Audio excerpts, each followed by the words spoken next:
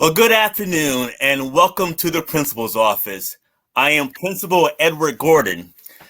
I am so glad you have tuned in for this weekly broadcast where we will be interviewing educational stakeholders who have made a significant impact for themselves, for others, and with others in education.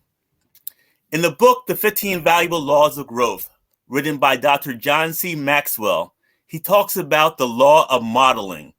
The law of modeling states it's hard to improve when you have no one but yourself to follow.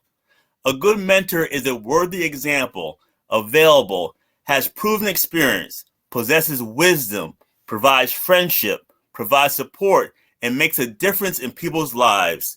We believe there are many outstanding leaders in this world, and weekly we want to highlight those leaders that will help us provide models of excellence for others. Today, I am excited to have as my guest Ms. Shawn Jacobs. Good afternoon, Ms. Jacobs. Good afternoon. Thank you so much for inviting me. You're very welcome. So I would like to start off with a brief introduction of our guest today. Shawn Jacobs was born and raised in Paterson, New Jersey. She progressed through Paterson Public Schools with honors and graduated from the STEM program at John F. Kennedy High School.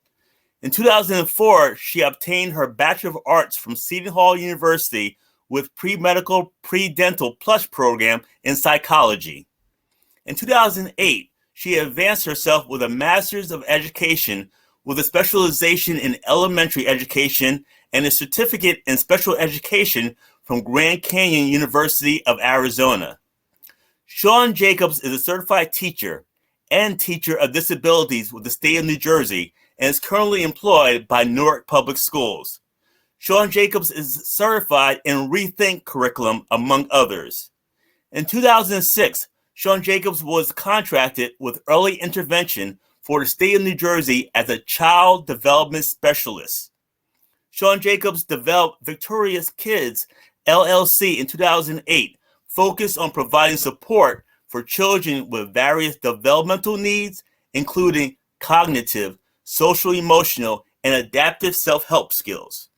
She is also a family trainer who develops and promotes family goals utilizing strengths while addressing concerns through the establishment of healthy relationships, educational and community supports, access to appropriate medical and physical resources through a natural environment, and self-empowered approaches.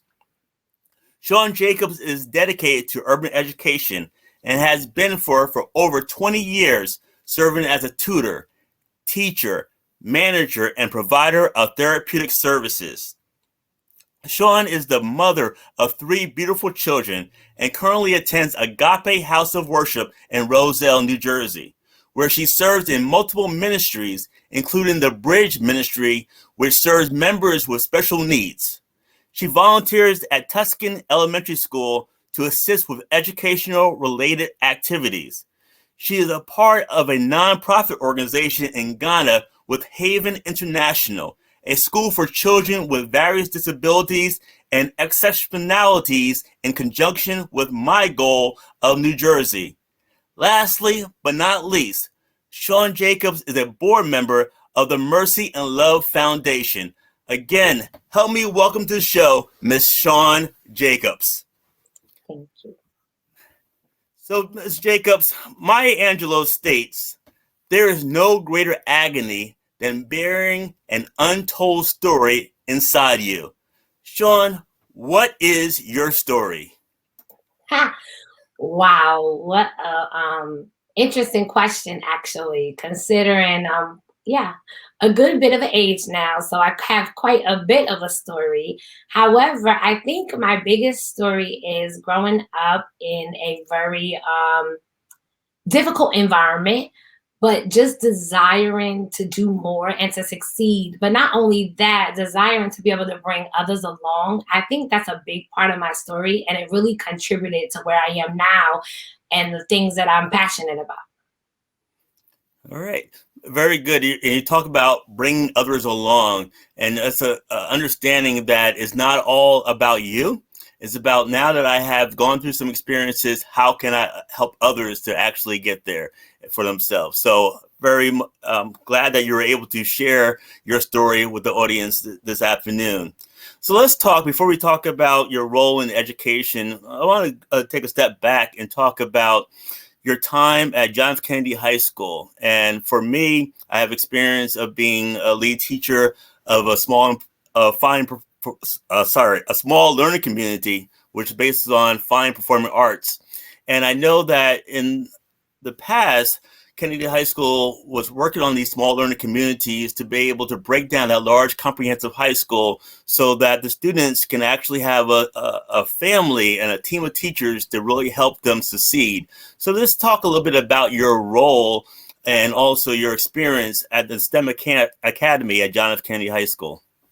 So I think I probably have one of the biggest privileges of being a part of that program, in the sense that I was coming from an elementary school that had a heavy focus on math and reading, as a lot of urban districts do. And for reasons, that tend to be pretty good. I mean, the reading levels, the math scores can be on the lower side.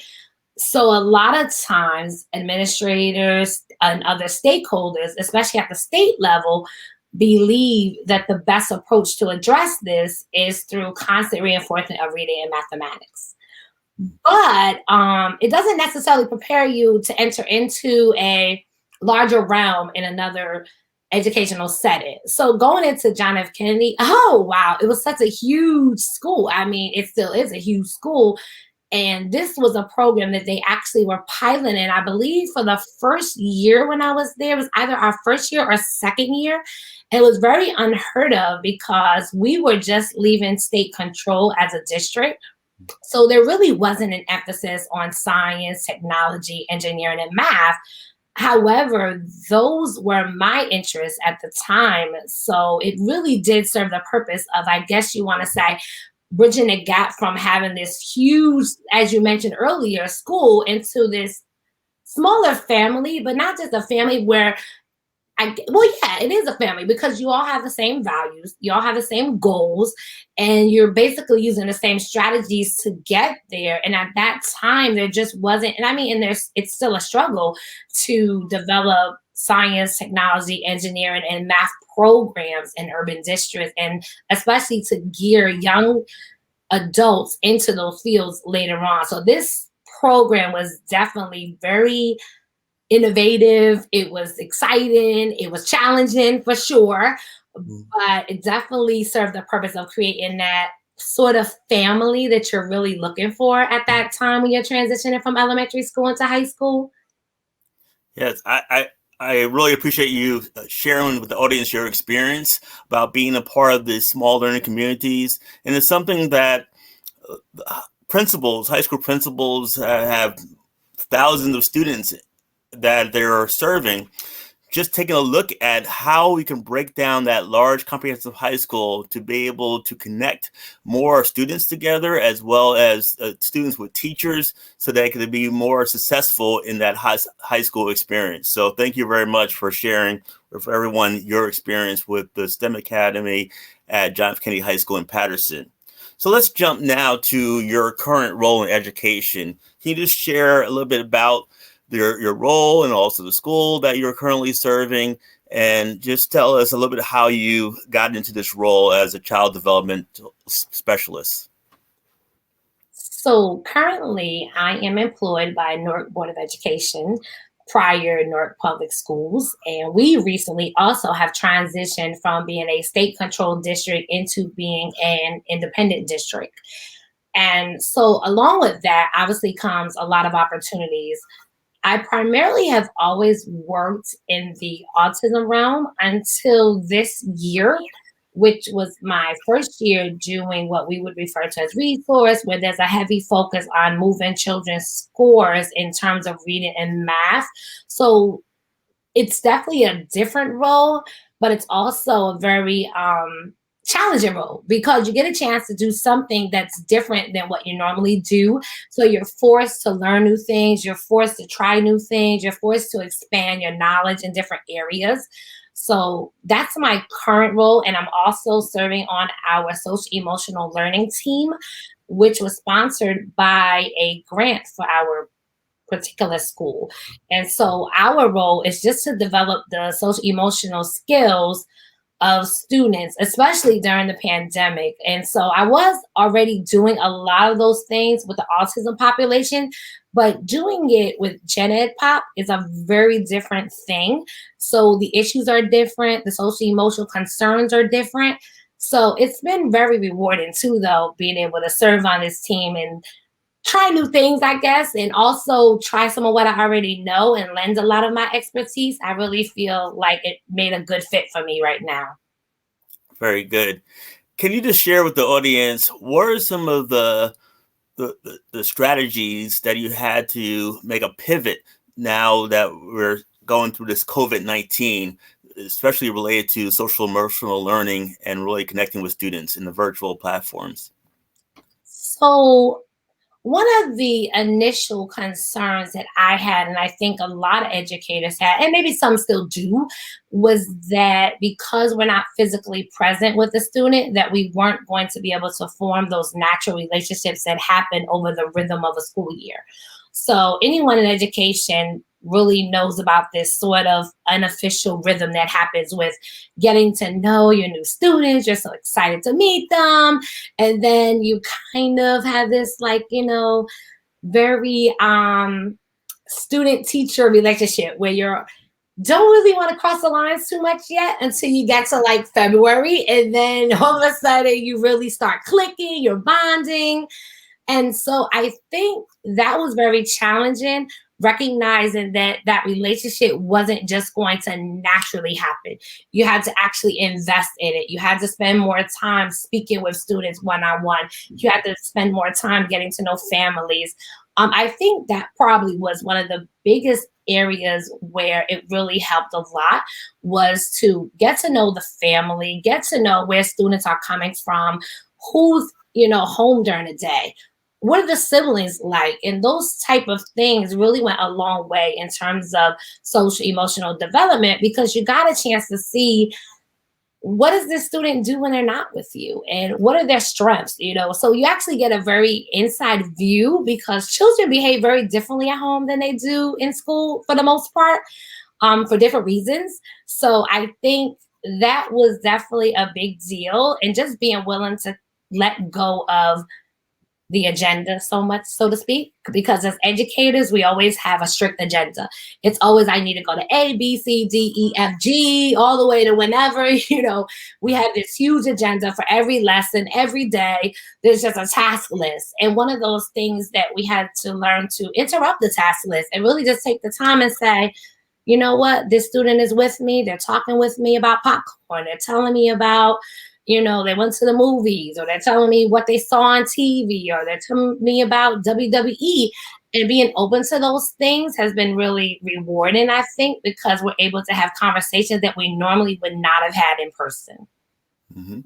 And when you're talking, one thing that came to me is about the fact that, yes, this is a crisis that we are dealing with in education, and we have to be flexible to pivot. Yes, we can come to the school year with a game plan, but being willing to make the changes and make some adjustments and understand that we are here for the students, and really going out of our comfort zone even more to get them to know them. Yes, they're not physically in our buildings with us, but what can we do to really get to know who they are and also their families and what they need in terms of support? And those are the type of adjustments that we really had to make during this time period. So thank you very much for bringing that out in this discussion. I want to ask you, what gets you excited every day? What gets me excited every day? I think, we put so much effort into preparing, especially as an educator, preparing massive amounts of material. Google Slides, lesson plans, feedback, trackers, all sorts of just tools, right, to get us to success. But those aren't the things that excite you. I think the biggest excitement that you get is just seeing a child progress in whatever way, that it happens to be that day. So progress isn't always what they turned in Google Classroom. So these days, students are turning in things in Google Classroom and Schoology and whatever other, platforms, Canvas and all these platforms. But most educators, including myself, I think we would definitely say the excitement is when you see that light bulb click for that student. And sometimes it's something so simple, like they learned a synonym for a word, or maybe they figured out, all of a sudden they remember the rule of multiplying by 0, or they may have remembered some social studies fact that you just taught them about the emancipation. And I mean, those things really just brighten your day because you recognize that what you're doing, they're now living it out. It's not something that they had to produce, but it's something that just naturally is coming out of them. Mm-hmm. Yeah, thank you. So what are we coming to school for? And for growth, for progress. And I'm glad that is something that you look for and it excites you when you're able to come into an environment and really help students progress and grow. So I'm glad to hear that excites you every day and motivates you. What is the most recent book that you are reading, and how is that book impacting your life today? So we're actually doing a book study throughout my building currently, and it's what effective teachers do, I believe is the name, What Effective Teachers Do. And one of the pivotal points of that book is explaining, and it really hit home to me, is that what we do isn't about an ideal program. It's not about subscribing to an ideal theory. It's not about hiring the best math professor to come in and analyze the math department. It really is about the person feeling capable and being able to do their best in the way that they know how to reach their students. I think understanding but as you mentioned earlier, you mentioned the idea of flexibility, and we talk a lot about being flexible towards students. One of the challenges, though, is we don't talk about being flexible towards teachers, letting teachers, quote unquote, have their reign. I think it's very important to allow educators and administrators to come up with innovative ideas and try them, because they're really being the best person they can be. They're not necessarily subscribing to the best program, but they're being the best person, because you can take the best program and it may not work for the best teacher just because it's not a match in style. It's not a match in belief systems. It's just a mismatch of what the educator feels comfortable with. And then the students they'll feed off of that. They'll know when you're not comfortable, you don't enjoy the material that you're teaching, you don't enjoy the program that you're exercising. So that definitely dimmers their light when they're coming into the classroom, whether it's a virtual classroom or an in-person classroom. It just kind of dims that whole light of excitement and expectance, right? So students are very expectant when they show up, but I think their best way to be met with those challenges, the best way to meet their expectations is to be able to be who you are and not necessarily try to conform to all these different educational theories, and because there's a lot of material out there about how to be the best, best math teacher, the best social studies teacher, the best whatever kind of educator you want to be, reading specialist, the best writing specialist. It's all sort of new things, but I think at the heart of that is, what does the educator buy into? Mm-hmm. Thank you for sharing that.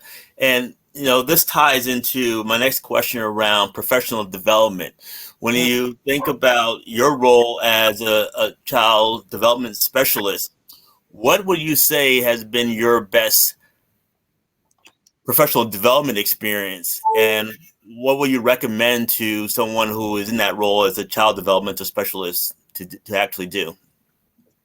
So for me, my most important role, I feel, as a specialist, that centers on children, is definitely looking at the family and how we support our families in the process of education, in the process of developmental disorders, in the process of health challenges. We meet all kinds of students, all kinds of children, but the core of any child is their family. So for me, any development that focuses on how can we look at the family unit and empower the family unit is always the best choice for me. Unfortunately, there's not a lot of emphasis on that. Once children leave early intervention, the emphasis suddenly becomes on a student, and the student just shows up to a building. And oftentimes, almost 80-90% of the time, the family component is totally neglected. They're not serviced. Just the child is serviced. So we have to find a way to do, I would say, better in terms of professional development. And how do we reach families beyond just a contact log, beyond just a weekly call to say your child's assignment is not in, or you forgot to bring in your vaccination record, right? Like, that's usually as far as we go in terms of interactions with families. So I definitely think that in terms of professional development, whenever I do have an opportunity to interact with material that's related to the family unit and how you support the family, it's always going to be a stronger, more lasting professional development for me personally. Okay. And I'm not sure if your answer around a key professional development experience for a child development specialist about the family is tied into this question I have. Next question I have is, what do you see as the greatest challenge in education today and why? And I'm not sure if your answer is different based on the family or there's a new challenge that you want to bring to the attention of the audience. So I will definitely say the breakdown of the family unit overall is a huge challenge for educators in the educational realm. We need our families involved. We need them to be free from work hours. We need them to be free from nannies. We need them to be free from basketball practices. We need them to be free from soccer games and Girl Scout appointments. All of these things are great. They're definitely, a nice opportunity for students to explore other interests. However, at the expense of the family's involvement at a very rudimentary level in the educational world, I think is what occurs. So we definitely have a problem of the family unit influencing our student population. And I think we're seeing that a lot in terms of mental health issues, behavioral issues.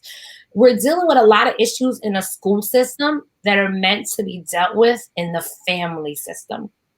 So the fact that right now we're, for example, during our pandemic, the fact that we're in a pandemic right now has really highlighted that, because there's so many people saying children are suicidal, children are sad, they're depressed, they're angry, they have all this anxiety. And that's definitely so.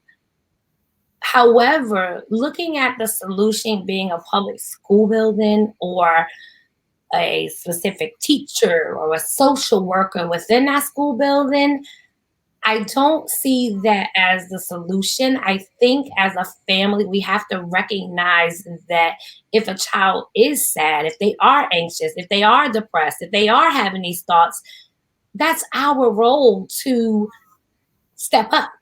That's our role. I have 3 children of my own, and when they're going through something, it's my role. I'm not looking for Tuscan Elementary to solve my problem. I'm not looking for Maplewood Middle School to solve my problem. I have to go and find out, what do I need?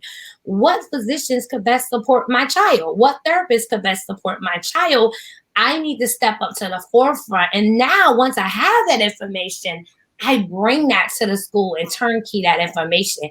Unfortunately, what's happening is the school is doing the identifying and trying to find services, and we're navigating you to the community and here and there, and we're trying to tell you about your child.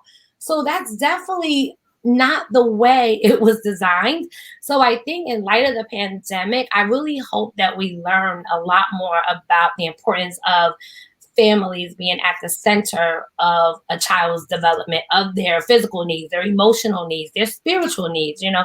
That's a family thing. So I would definitely like to see the family again come to the forefront of education and be more actively involved in policy. Not just the Board of Education meetings. I mean, they're great, fine. Show up at a Board of Education meeting when there's something to be stamped and approval, or you want to not agree with, but where are you the rest of the year? Where are you month to month? The Board of Education meeting might be once a month and we don't see you. You're not visible except when you're signing off on a permission slip, or you're visible at a meeting to say yes or no to something. But we need to see you, and I don't mean physically see you, but we want to see you interact and see your child be able to recognize that the family is the source of their support. When a child, I remember growing up, you knew that you belonged to a family. So when there was an issue, you were going home to grandma. You were telling auntie, you were telling your cousin. You weren't going to the school counselor or looking for the head of the math department because you're struggling in math. You weren't looking for the child study team. And that's not to say that these services aren't legit, but your first point was to go home and interact with your family environment. And that part has definitely changed. Thank you for expressing this for our audience. And I want to make sure that I'm hearing you clearly about these rudimentary skills and values that we need to have for the family structure. And what I'm hearing is that it really starts with improving communication and really talking with our children and setting up relationships where our children feel comfortable talking to the parents. So if there's something that they're going through, some challenges in school or in their socially, emotionally, the conversation happens at the house first. But what I'm hearing and understanding that many times, parents are working multiple jobs, not home. They might be continuing their education studies, and the children are growing up and developing on their own.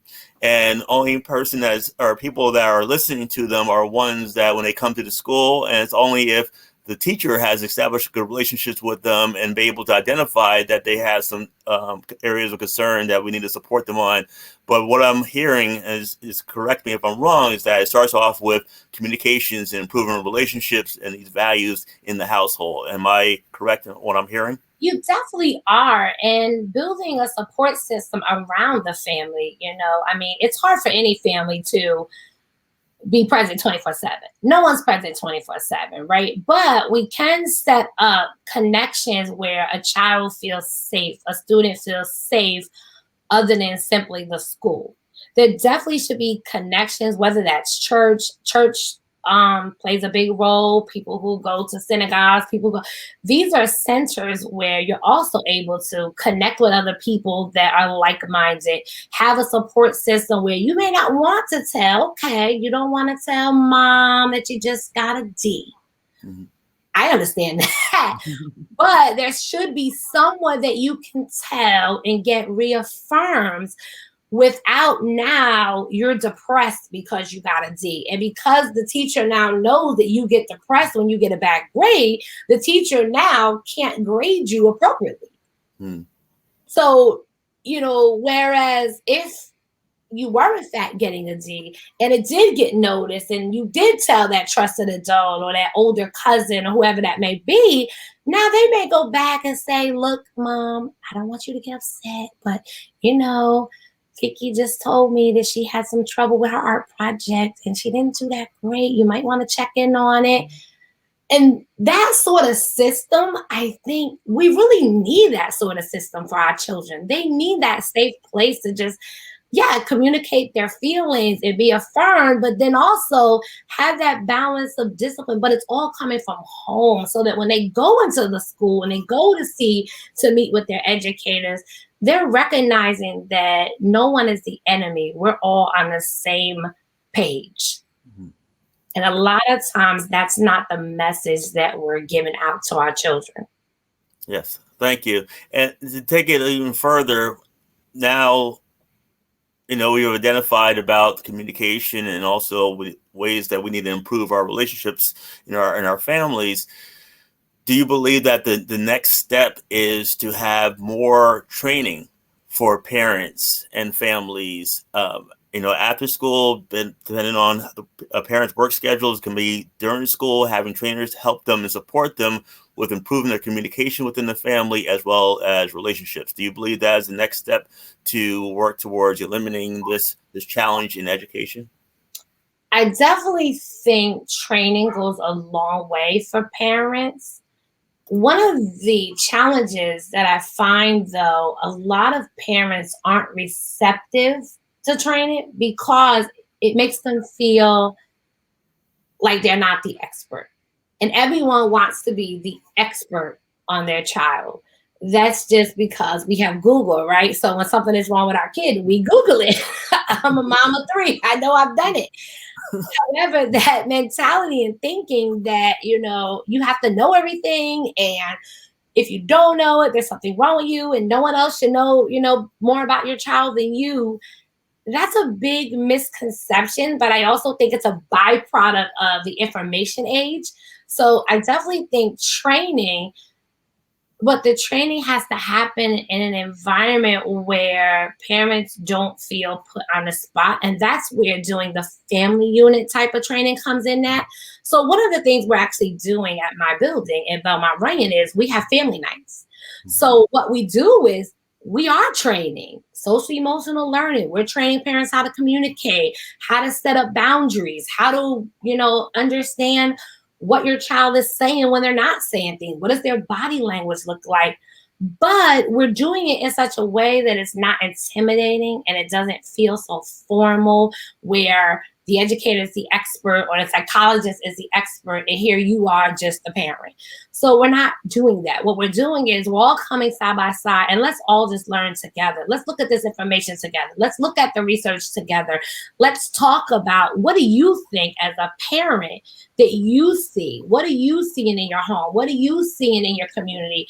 And bringing that information together, I think that form of training is very powerful. So we definitely have to also not just train, but change the way that we view training, where training is not didactic, where one person stands up and gives a lecture and tells you about the ways you should feed your child. Feed your child this in 4 months, 6 months, et cetera, give them a balanced diet, blah, blah, blah. Change that approach and say, you know what? Let's cook a family dinner. How do we make a healthy family dinner? What does a healthy family dinner look like? And so you're bringing the salad and you're bringing the ingredients for the salad, and somebody's doing the grilled chicken and you have the olive oil.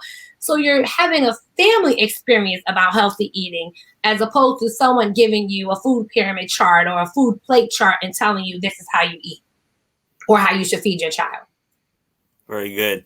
I appreciate you sharing what you're doing in your school setting, and hopefully those that are in the audience listening to you, this will give them some new ideas about how to make these connections in the family and improve their school communities. So thank you very much for sharing.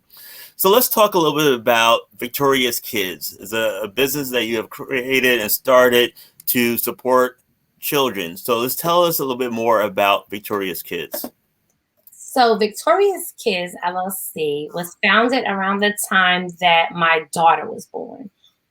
And I had recently gotten into the field of working with younger children. When I mean young, 3 and under. And so through that opportunity, I was contracting just randomly, a few hours here and there. And I just realized I'm pretty good at this. And that's I started to recognize that there definitely was a gifting with this population. There was a gifting to be able to reach parents and be able to help them help their child. So that was what inspired me to go ahead and do the LLC and just make it official, instead of just doing all these little side contracts and these hours here and there. It allowed me to have contracts with bigger agencies that then in turn I could service a greater population of children. So that is what I do. I do it The schedule varies, the service areas vary, but my preferred area for business is definitely, I have a heart for urban education. So I'm always interested in serving my urban ed. That is where I came from. And so I'm always inspired by what families bring to the table, the strengths that they already have. And one of the things I'm able to do with that is I can capitalize on those strengths. So what somebody else may think is a weakness, because I know that strength so well, I know how to use it to support the family and therefore support the child. So that's what I've been able to do with my business. It's been in existence since 2008, like I said, so it's been quite a while. It's been a great ride. So yeah, that's what I do with my Victorious Kids company. Very good. Thank you for sharing that with the audience. So on the screen, I do have the Victorious Kids online at yahoo.com. You can opportunity for anyone in the audience to reach out to Shawn Jacobs to learn more about her services and also how she can support your children as well as the overall family. So thank you very much, Shawn, for sharing.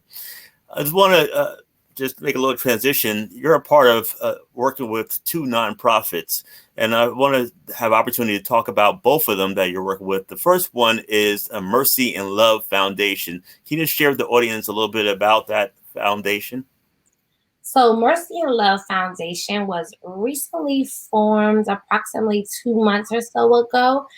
And the vision for this foundation is access to quality being the key word here, healthcare and related services for disadvantaged populations. So our goal is that we work abroad. We do work abroad. A recent program that just completed was in Kenya. And just basically to serve disadvantaged populations and provide the care that they need that may be so common to us here in the US, those of us who have medical insurance.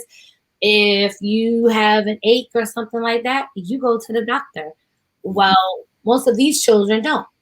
They don't go to the doctor until they're almost dying because there's just not the resources to allow for that sort of treatment. There's not the resources for preventive care. There's not the resources for high quality care. So that's what Mercy and Love Foundation's goal is to service those populations, particularly women and children who don't have access to healthcare and related services, whether it's dentistry, mental health. That's the gamut of that. And as I said, it's a new, so we are new. We do have a website. Please go and look and see what we're up to and what we're doing. I think it's a really wonderful initiative. So I would look forward to having everyone participate and just get a chance to get an inside view of some of our recent projects. There's some videos on there. There's some pictures on there that I think would really be a blessing. Very good. Thank you. Again, it's Mercy and Love Foundation. And on the screen, the website is there as well, www.mercyandlovefoundation.org. So if you're interested in learning more about the foundation, please visit their website. And we want to just talk a little bit about their other nonprofit that you work closely with, which is My Goal. Can you please talk about My Goal and their initiatives? So My Goal stands for My Gateway to Overcoming Autism in Life. Originally, it was founded by Dr. Genevieve Kumaplay in response to her son's experience with autism, who is now an adult. However, it's expanded beyond just servicing those with autism, but it also services families, it services other disabilities, and it also has reached abroad. So I think, as we mentioned earlier, there is a school associated with My Goal, which is in Ghana, and it serves approximately, I believe, maybe 30-something children at the moment. And that is a big deal. And that's a big deal because special education services of any sort, as we even know here in the US, is challenging to access. And just imagine even more so when you go to other countries where there's so many other social issues that are happening. So you can imagine that special education would not be on the top of the list. So My Goal actually is here in New Jersey. So it's located in New Jersey. And what we do is we provide services to families affected with various disabilities. And those services are huge gamut of services. There's counseling services, there's access to professional consultations. Everyone who is affiliated with My Goal is a volunteer. There's monthly meetings where there's a support group. There's legal information that comes forth through this group. So it's definitely a great organization. Please visit the website, look into it. If you have a child or an adult affected by any sort of disability, I would recommend you go on there and just see what we're doing, see where we're at. We meet monthly. There's also a Zoom link that we use where we also have moments of empowerment on Thursdays. We have one coming up tomorrow. Dr. Genevieve Kumaplay will be hosting that actually. And it's definitely, you'll get a lot of information on how to help your child, but also how to help the adult that might be in your care now. So definitely visit that site. All right. Again, I appreciate you sharing information about My Goal. For me, being a father of a son who's on the spectrum of autism, who's now 18 years old, going through those 18 years, many times parents believe that they have to be on their own and not knowledgeable about the resources that are available to be able to support them and also their children and entire family. So I'm glad My Goal is out there supporting families in the state of New Jersey and also abroad. And again, on the website, on the screen is My Goal, and the website is mygoalautism.org. So please, if you want to learn more about the initiatives behind My Goal, please visit their website. And thank you again, Shawn, for sharing that with the audience. So I want, as we close out for this time together, this audience has students, teachers, school administrators, superintendents that are actually watching the broadcast. What is the advice that you would like to share with an aspiring child development specialist or anyone in education right now? What is the message you'd like to share with the audience? To make a succinct message, it's a challenge. But what I would say is, to be in education, you have to constantly inspire yourself before you can inspire others. If you're not inspired to do what you do, you're definitely not going to make a difference in inspiring others to succeed. So that's my biggest advice. Inspire yourself. And if you can inspire yourself to do well, yourself to be the best you can be, you can inspire anyone else. So definitely, inspiration is the key. You're going to need it. You're going to need it in every avenue, in every way, whether you're at the student level, whether you're a teacher, an administrator, a superintendent. You have to be inspired to do what you do, to see the success that you want to see. Yeah. Well, thank you very much. Inspiration is key in education. And it's, like you said, it starts with yourself, being inspired to actually do this work. It is challenging, but you need that inspiration so that you can be an inspiration to others, the other students that you're working with, other teachers in your building, for administrators. This is the business of inspiration so that we can really help our children and our youth to fulfill the dream and calling that they have in their lives. So I just want to say thank you very much, Shawn Jacobs, for being on the show today. And thank you for modeling excellence for your school community. And for everyone watching, I want to thank you for tuning in to the principal's office. Join us next week for another episode with an amazing educator that is doing things significantly for themselves, for others, and with others. Have a great week, and I'll see you soon. Thank you.